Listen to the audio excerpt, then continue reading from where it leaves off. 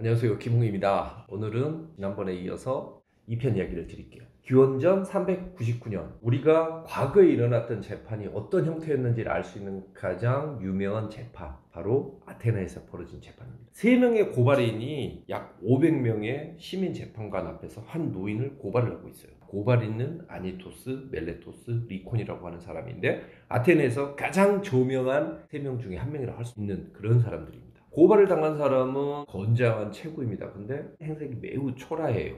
고발인들은 이 노인에게 이렇게 고발 이유를 설명을 합니다. 이 노인네가 신을 믿지 않는 무신론자이고 젊은이를 타락시켰으며 세대 간의 갈등을 부추겼다. 젊은이를 타락시키는 것은 항상 있었던 일이고 세대 간의 갈등이라는 것은 늘 있었던 것이죠. 근데 신을 믿지 않는 무신론자라는 게 과연 범죄일 것인가? 좀 이상하다는 생각이 들겠죠. 하지만 그때 당시에는 무신론자라는 것은 일종의 테러리스트, 즉 공공의 적에 해당을 합니다. 왜 그러느냐? 이때 당시에는 사실 무신론이라는 것 자체는 그야말로 범법자 아니면 아웃사이더, 이런 데스페라도 같은 존재라고 생각을 해요. 그래서 이오니아 출신의 철학자인 아낙사고라스라는 사람이 있었는데 이 사람도 태양은 신이 아니라 불에 타는 돌덩이다 라고 이야기를 했다는 이유만으로 무신론자로 찍혀서 아테네에서 쫓겨나기도 합니다. 물론 태양은 돌이 아니고 수소와 헬륨으로 이루어져 있죠. 아무튼 이렇게 신을 믿지 않으면 왜 범죄자라고 생각을 하느냐? 신을 믿지 않으면 죽음에 대한 두려움, 죽음 이후에 대한 두려움이 생길 수가 없습니다. 그래서 그런 경우라면 자기는 어떤 범죄도 저지를 수 있다고 생각을 하는 거죠. 그래서 아담 스미스가 이런 이야기를 해요. 죽음에 대한 두려움은 지금 현재의 행복에 대해서는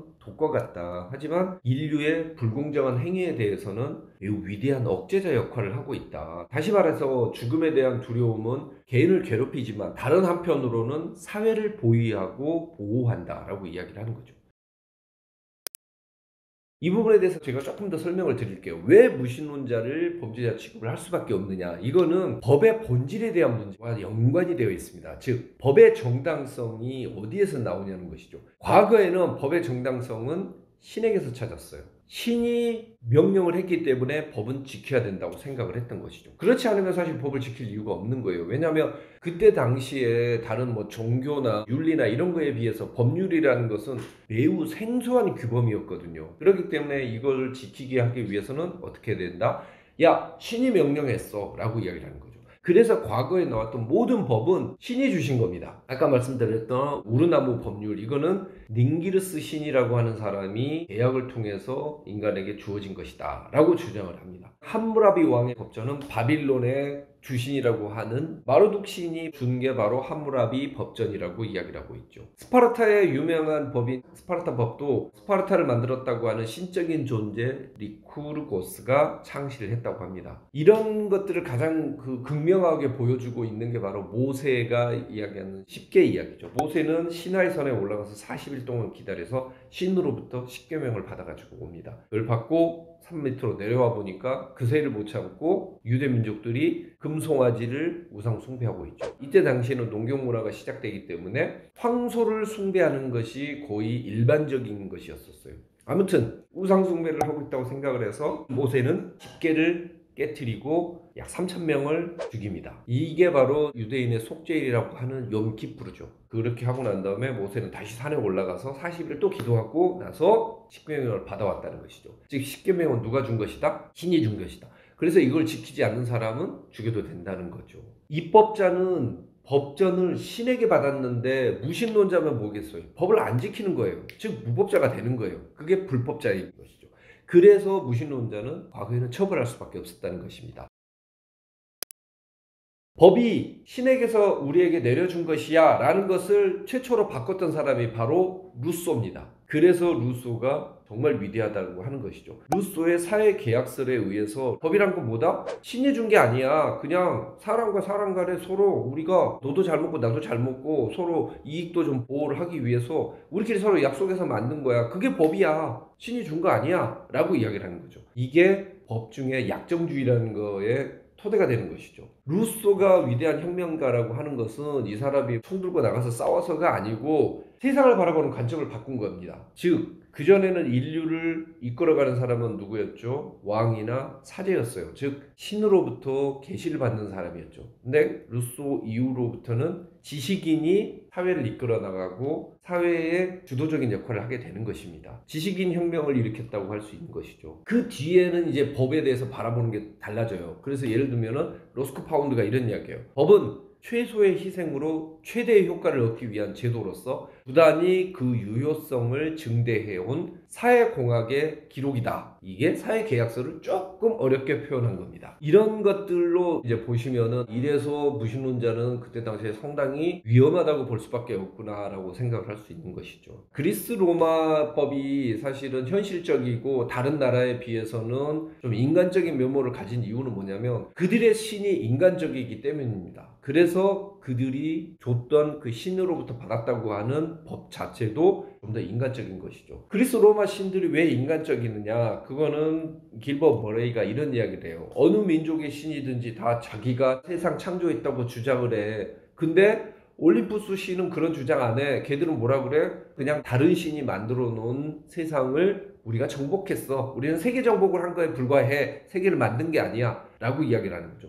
즉 지극히 인간적인 신이기 때문에 그들이 내린 법은 인간적인 법이 되는 것입니다.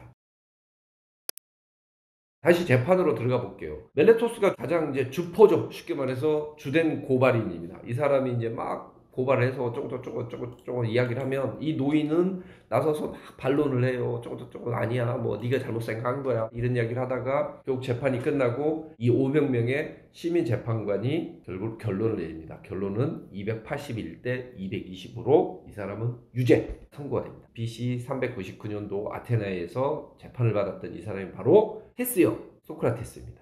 소크라테스는 아까 말씀드린 것처럼 뚜렷한 죄나 유죄 증거도 없는 상태에서 그냥 지구에서 가장 이성적이라고 하는 아테네 시민으로부터 유죄 선고를 받죠. 이게 말이 안 된다고 생각을 하는데 이때 이성적이었다고 하는 아테네 시민들이 왜 유죄 판결을 내렸느냐, 그걸 이해하기 위해서는 이때 당시 상황을, 역사적인 배경을 이해를 하셔야 됩니다. 왜냐? 소크라테스는 정치법이에요. 사실상 이 재판이 일어난 시기는 뭐냐면요, 아테네가 스파르타하고 전쟁을 일으킵니다. 펠로폰네소스 전쟁을 일으키죠. 이렇게 해서 져요. 그냥 지기만 하면 좋은데 그 뒤에 여기에 참주정이라고, 즉 그전까지 아테네는 민주정이었는데 민주정에서 참주들 몇 명이 독재를 행사하는 그런 체제로 바뀌게 됩니다. 그 아테네의 상처는 정말 심했죠. 이 세상의 주인은 자기라고 생각했는데 노예가 돼버리는 거죠. 그래서 무척이나 상처가 깊었습니다. 그 상태에서 이제 다시 민주정으로 이제 막 회복한 시기였어요.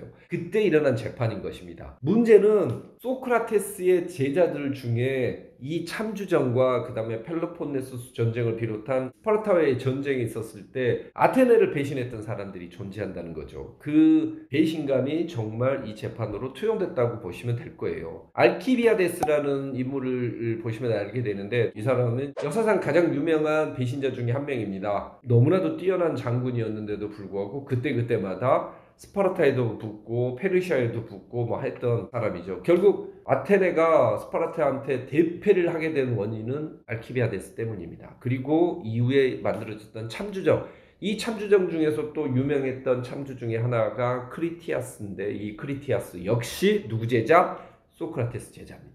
그러니 젊은이를 탈옥시켰다라고 아까 말했던 그 멜레토스의 죄명은 이해가 이제 되시는 것이죠. 입증이 되는 겁니다. 그 소크라테스는 그때 당시에 이미 벌써 대중들한테는 완전히 비호감으로 찍힌 상태예요. 비호감으로 찍힌 이유가 뭐냐면 참주정 시기에 소크라테스가 민주인사가 부당하게 체포되어 가는 것을 그냥 수수방관했다라는 그런 적이 있었기 때문에 그걸 가지고 엄청나게 미워하게 된 겁니다.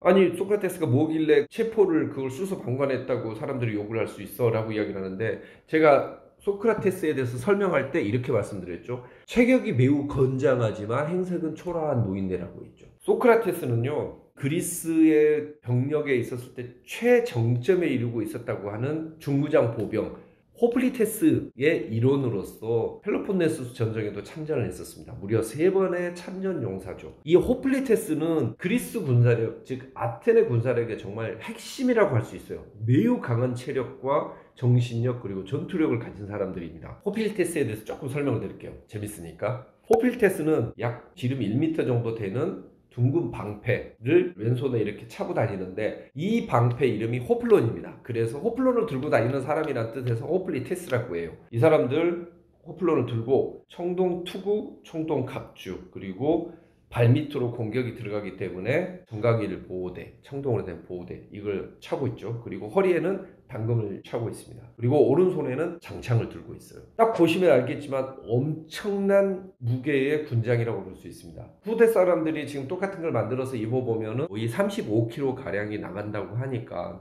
엄청나게 무거운 거죠. 전투를 할 때 35kg를 메고서 전투를 한다고 생각하십시오. 그리고 이 사람들은 팔랑크스라고 하는 밀집 대형으로 가지고 싸웠습니다. 이게 무너지기만 하면 그냥 그야말로 괴멸되는 일종의 그런 전술이기 때문에 매우 강력한 의지력을 가지고 있어야지만 가능한 그런 전술이라고 할 수 있죠. 이때 당시에 보면 기병대는 존재를 했었어요. 근데 우리가 일반적으로 기병대가 있으면 기병이 훨씬 더 세다고 생각하는데 서양에서는 이 중무장 보병이 훨씬 더 전쟁에서 중요한 역할을 했었습니다. 알렉산더 대왕이 페르시아 전쟁에 있었을 때도 망치와 모루 전략을 써서 뭐 엄청나게 이겼다라고 이야기를 하는데 망치와 모루는 뭐냐? 모루는 중무장 보병이 적을 막고 있고 기병대가 뒤로 선회를 해서 뒤에서부터 이렇게 때리는, 즉 모루, 망치 이런 형태로 전쟁을 했다는 것인데 핵심은 이 모루입니다. 모루가 지켜줘야지만 전쟁에서 이길 수 있었다는 거죠. 사실상 서양에서는 프랑크 왕국의 칼 마르텔이 투르와 포아티에 전투 끝나고 난 이후에 기병대를 전문적으로 조직을 하거든요.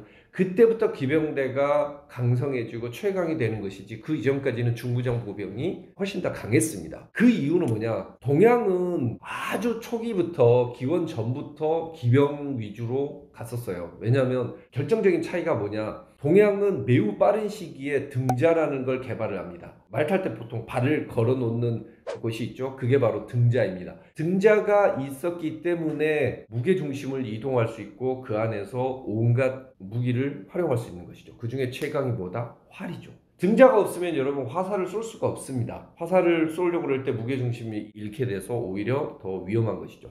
그래서 여러분 보면은 고구려 기병이 얼마나 무서웠는가를 보여주고 있는, 그리고 고구려 기병이 왜 동북아시아를 제패했는가를 알 수 있는 게 뭐냐면 고구려의 벽화를 보면 이런 게 나와요. 기병이 뒤를 돌아서서 화살을 쏘고 있는 장면이 나옵니다. 이건 정말 어마어마하게 놀라운 전술이라고 할 수가 있는 거예요. 앞을 보고 쏘는 것도 아니고 뒤를 보고서 뒤에 있는 것까지도 화살을 쏠 수 있다는 것은 그 정도로 안정감이 있었다는 것이고 등자가 있었고 등자 기술과 활 기술을 완벽하게 익혔다는 것이죠. 그렇기 때문에 동양은 엄청나게 빨리 기병 위주로 전환을 하게 되는 것입니다. 그러니까 고구려 벽화에 왜 굳이 저렇게 뒤로 돌아서서 저런 화살을 쏘고 있는 모습을 보여줬느냐? 우리가 정말 강한 기병을 가지고 있으니 함부로 까불지 말라라는 것을 보여준 거랑 마찬가지입니다. 뭐 예를 들면은 옛날 러시아가 소련이 비행기 열병식을 할 때 코브라 기동 같은 걸 보여주지 않습니까? 우리 기술이 이렇게 뛰어나라는 것을 보여주는 장면이라고 할 수 있습니다.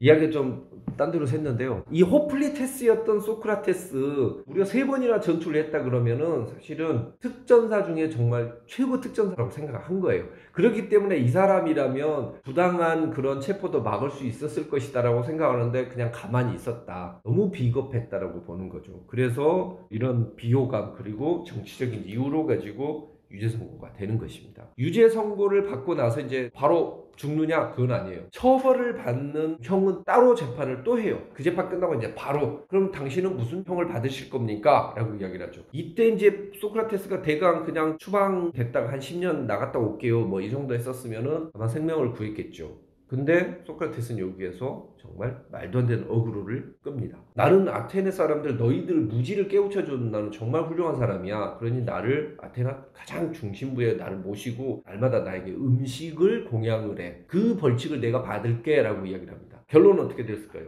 압도적인 표차로 사형이 나오게 됩니다. 사실상 소크라테스는 사형을 받으려고 한 거예요. 왜 사형을 받으려고 했을까요? 플라톤의 대화편, 즉 소크라테스가 죽기 전에 소크라테스의 이야기들을 모아놨던 책이 바로